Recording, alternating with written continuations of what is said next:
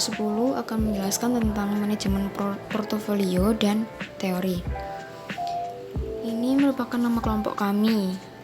Yang pertama ada saya sendiri, Nindi Melandarawati, NIM-nya 192010-300013. Dan teman saya Reza Oktadwi dengan NIM 192010-300026. Dan teman saya Istin Eka dengan NIM 192010-300056.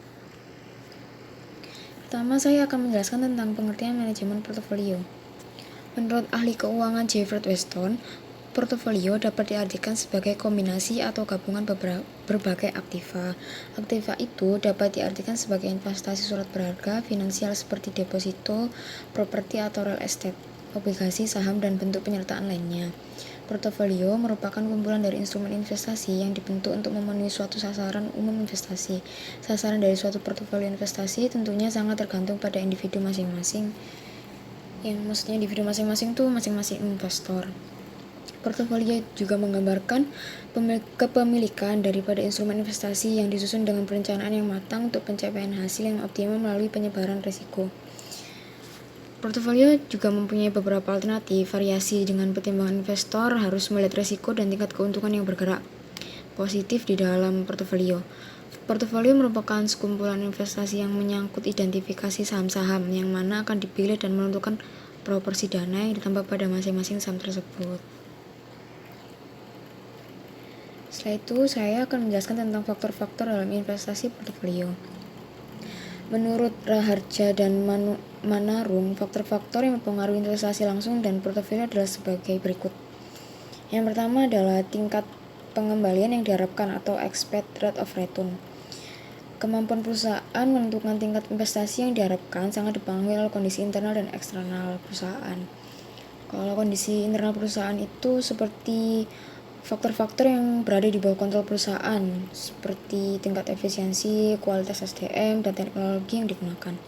Ketika aspek tersebut berhubungan positif dengan tingkat pengembalian yang diharapkan. Artinya,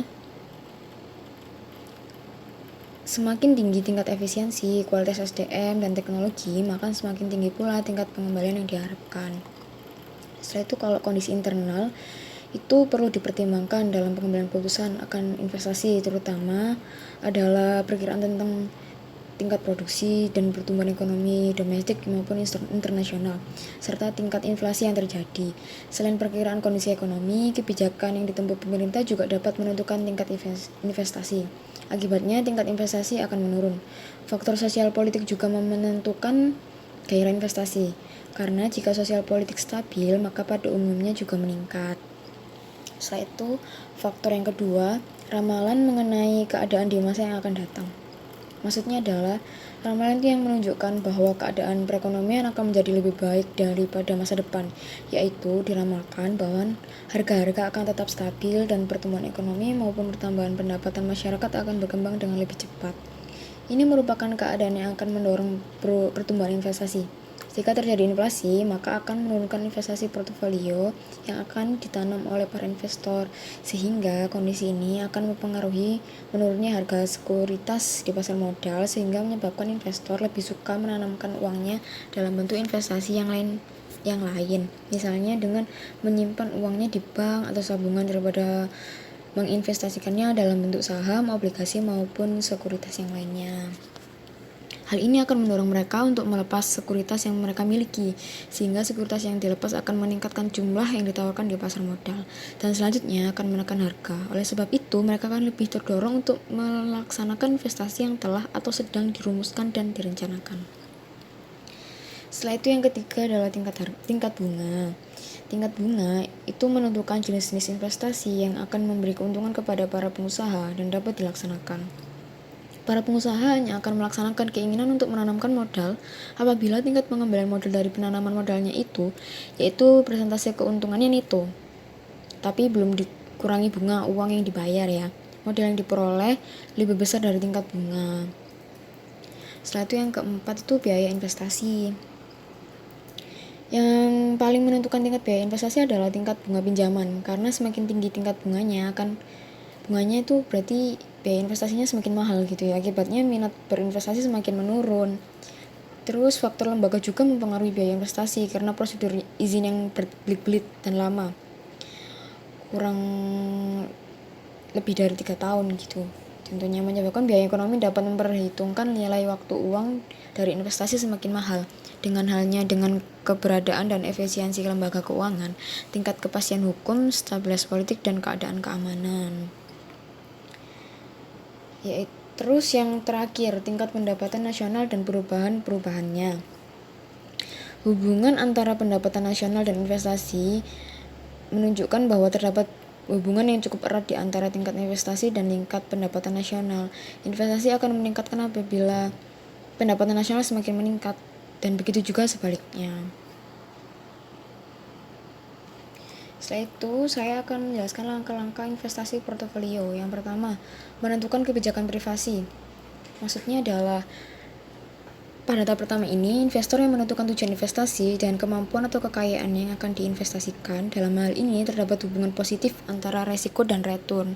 Maka hal yang tepat bagi para investor untuk menyatakan tujuan investasinya tidak hanya untuk memperoleh banyak keuntungan saja, tetapi juga memahami bahwa akan ada kemungkinan resiko yang berpotensi menyebabkan kerugian. Jadi tujuan investasi harus dinyatakan baik dalam keuntungan maupun resiko. Setelah itu yang kedua, analisis sekuritas. Pada tahap kedua ini, analisis sekuritas meliputi penilaian sekuritas secara individu atau beberapa kelompok sekuritas.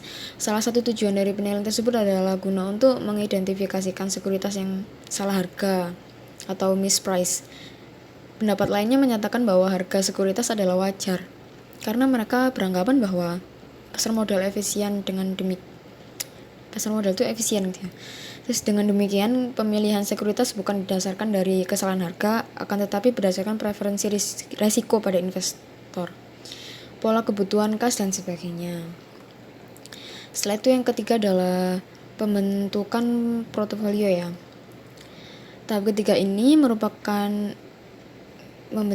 membentuk portofolio yang melibatkan identifikasi aset khusus mana yang akan diinvestasikan, akan menentukan pula seberapa besar investasi pada tiap aset tersebut. Dalam investasi, investor sering melakukan diversifikasi dengan mengkombinasikan berbagai sekuritas dalam investasi mereka. Dengan kata lain, investor membentuk portofolio, dan penentuan waktu disebut pula sebagai macro forecasting yang memfokuskan pada peramalan pergerakan harga saham. Biasanya relatif terhadap sekuritas pendapatan theta, misalnya obligasi perusahaan. Setelah itu yang keempat itu melakukan revisi portofolio. Pada tahap keempat ini berhubungan dengan pengulangan secara periodik dari 3 langkah sebelumnya ya. Dengan berjalannya waktu, kemungkinan investor akan mengubah tujuan investasinya, yaitu membentuk portofolio baru yang lebih optimal. Motivasi lainnya disesuaikan dengan preferensi investor tentang resiko dan return itu sendiri. Setelah itu yang terakhir adalah evaluasi kinerja portofolio. Maksudnya adalah pada langkah yang terakhir ini, investor mulai melakukan penilaian terhadap kinerja portofolio secara periodik, dalam artian tidak hanya return yang diperhatikan, namun juga risiko yang dihadapi juga perlu diperhatikan. Jadi diperlukan ukuran yang tepat tentang return dan risiko juga standar yang relevan. Untuk selanjutnya akan dilanjutkan oleh teman saya Reza. Saya Reza Okladwi, NIM 26 akan melanjutkan presentasi. Risiko tingkat pengembalian portofolio dibagi menjadi 2 komponen, yaitu yang pertama risiko yang dapat didiversifikasi. Risiko yang dapat didiversifikasi disebabkan oleh peristiwa-peristiwa acak seperti gugatan hukum, mogok kerja, program pemasaran yang berhasil dan tidak berhasil, memenangkan atau kehilangan kontrak penting, dan peristiwa-peristiwa buruk lainnya yang menimpa perusahaan. Peristiwa ini terjadi secara acak, pengaruhnya pada suatu portofolio dapat dihilangkan melalui diversifikasi, yaitu di mana peristiwa buruk yang menimpa suatu perusahaan akan ditutupi oleh peristiwa baik yang dialami perusahaan lainnya. Yang kedua, risiko pasar. Risiko pasar mencerminkan risiko penurunan pasar saham secara umum yang tidak dapat dihilangkan dengan diversifikasi. Risiko pasar ini muncul akibat faktor-faktor secara sistematis yang mempengaruhi sebagian besar perusahaan. seperti inflasi dan tingkat suku bunga yang tinggi. Dengan demikian, dapat dikatakan bahwa tidak semua resiko dapat dihilangkan dengan diversifikasi. Resiko-resiko yang berhubungan dengan pergerakan pasar secara luas akan tetap ada. Suatu aset dengan tingkat resiko relevan yang tinggi harus menawarkan tingkat pengembalian yang diharapkan relatif tinggi untuk dapat menarik para investor.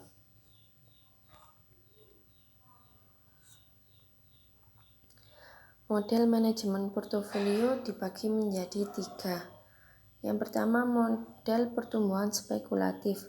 Dengan model ini, para investor diharapkan memperoleh keuntungan yang tinggi akibat perubahan harga di pasar sekuritas, sekalipun akan menghadapi tingkat risiko yang relatif besar. Biasanya, motif orang melakukan investasi atau sekuritas itu karena perusahaan tempat berinvestasi memiliki potensi meningkatnya harga pasar sekuritas.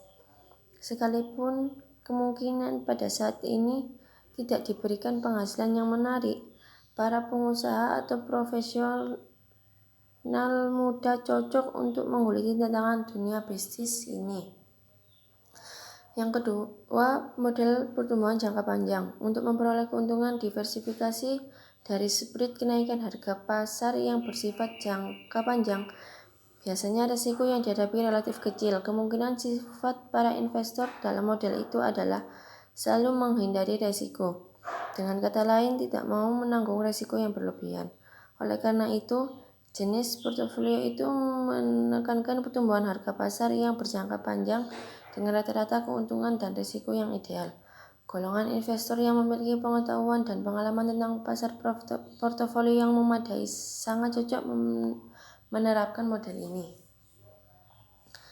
Yang ketiga, model keuntungan berjalan.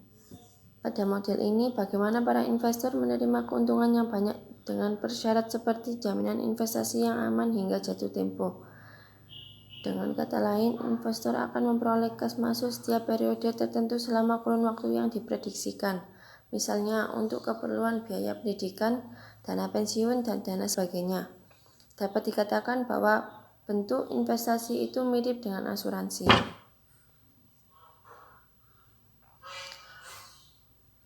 Proses manajemen portofolio adalah suatu proses yang dilakukan oleh investor mengatur uangnya yang diinvestasikan dalam bentuk portofolio yang dibuat.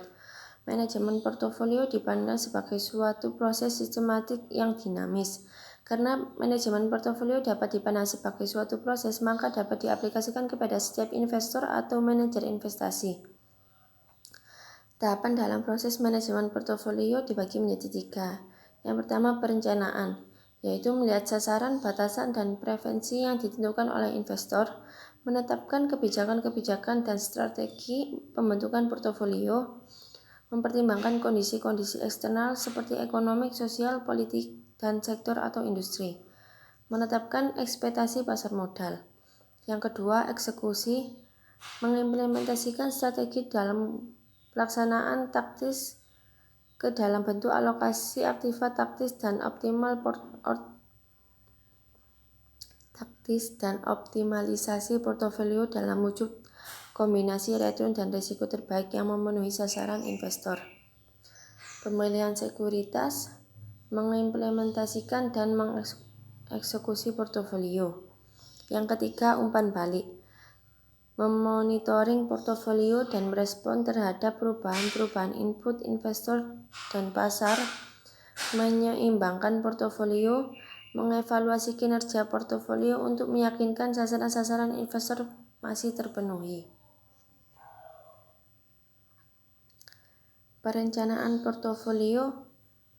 Tahap awal dari proses manajemen portofolio yaitu perencanaan atau planning diperlukan untuk membentuk portofolio. 3 input yang digunakan untuk membentuk portofolio. Yang pertama, return ekspektasian individual sekuritas. Yang kedua, varian return individual sekuritas. Yang ketiga, covariant return individual sekuritas. Eksekusi portofolio. Beberapa tahapan dalam mengeksekusi portofolio yaitu alokasi aktiva atau asset allocation, optimalisasi portofolio, pemilihan sekuritas, implementasi, dan eksekusi.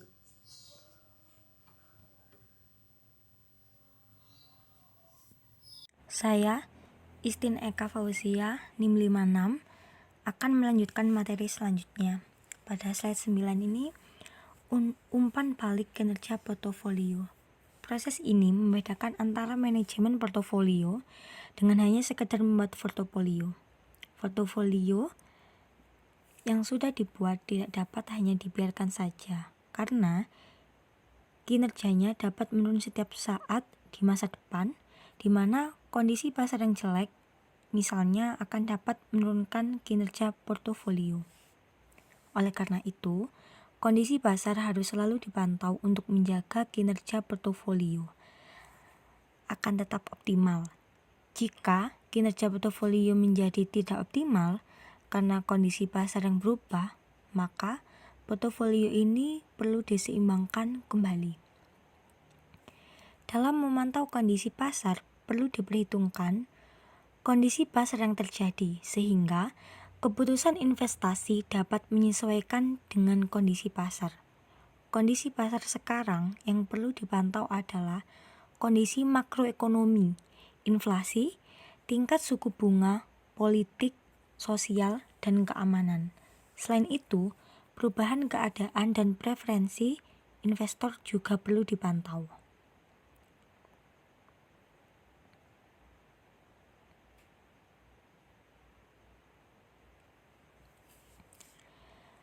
Perhitungan keuntungan yang diharapkan pada portofolio. Adapun pengertian dari portofolio adalah sebuah bidang yang khusus mengkaji tentang bagaimana cara yang dilakukan oleh seorang investor untuk menurunkan risiko dalam berinvestasi secara seminimal mungkin, termasuk salah satunya dengan menganeka-ragamkan risiko tersebut. Contoh, diketahui seorang investor memiliki dana sebesar 2 miliar dan melakukan keputusan investasi pada portofolio A dan B. Saham dan expected return saham A jumlahnya 800 juta. Expected-nya 10%, saham B jumlahnya 1,2 miliar, expected return-nya 7%. Penyelesaian menggunakan rumus E expected return portfolio sama dengan XA, uang yang diinvestasikan pada saham A, dikali dengan expected return A plus XB, uang yang diinvestasikan saham B, dikalikan dengan expected return B.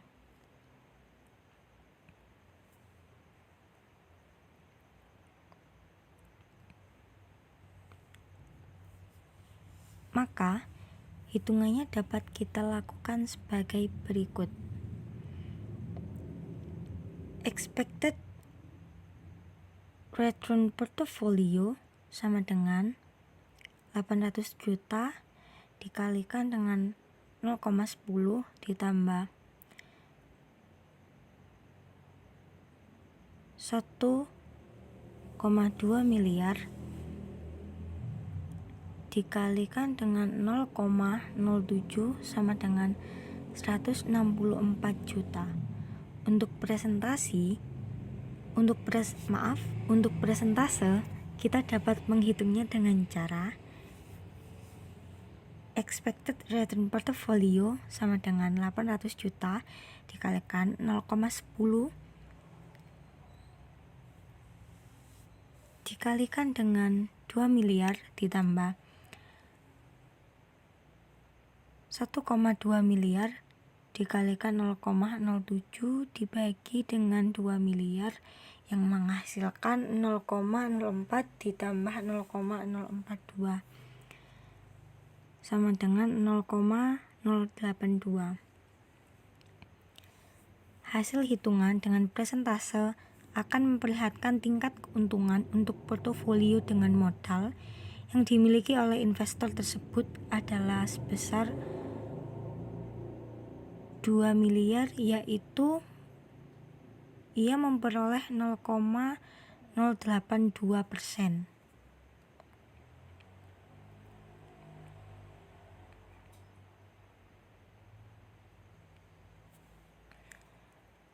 Pengukuran kinerja portofolio. Setelah suatu portofolio dijalankan, selanjutnya mengevaluasi kinerja dari portofolio itu sendiri. Yang pertama ada variabel untuk penilaian. Dalam melakukan penilaian kinerja portofolio, menggunakan variabel-variabel yang relevan, yaitu tingkat keuntungan dan risiko. Tingkat keuntungan yang diperoleh dipengaruhi dua sumber, yaitu capital gains atau keuntungan modal dan dividen atau pembagian laba. Ilustrasi, portofolio terdiri dari saham A dan saham B. Dibeli saham A senilai 50 juta dan saham B senilai 50 juta. Selama 1 tahun, saham A menerima dividen 4 juta dan saham B menerima dividen 3 juta. Pada akhir tahun, nilai saham A menjadi 54 juta dan nilai saham B menjadi 59 juta. Maka keuntungannya adalah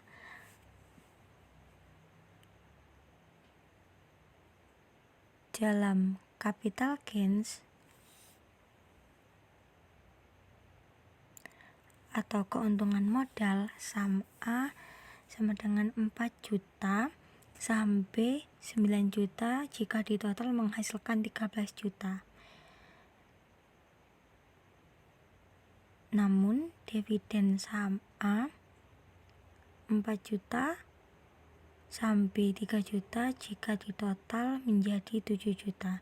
Keuntungan selama 1 tahun adalah sebesar 20 juta yang diperoleh dari total capital gains dengan dividen, yaitu 13 juta ditambah 7 juta dengan nilai investasi awal 100 juta. Maka tingkat keuntungannya adalah 20%. Selanjutnya adalah risiko. Pengukuran risiko yang relevan bagi pemodal mungkin adalah standar deviasi portofolio atau beta portofolio. Akan tetapi, masalah yang dihadapi adalah kapan akan menggunakan standar deviasi dan kapan menggunakan beta portofolio.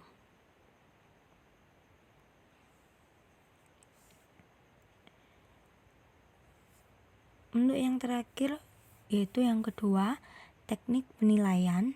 Di sini terdapat 2 macam teknik penilaian dalam manajemen portofolio. Yang pertama adalah perbandingan langsung, yaitu membandingkan langsung kinerja suatu portofolio dengan portofolio lainnya yang mempunyai risiko kurang lebih sama.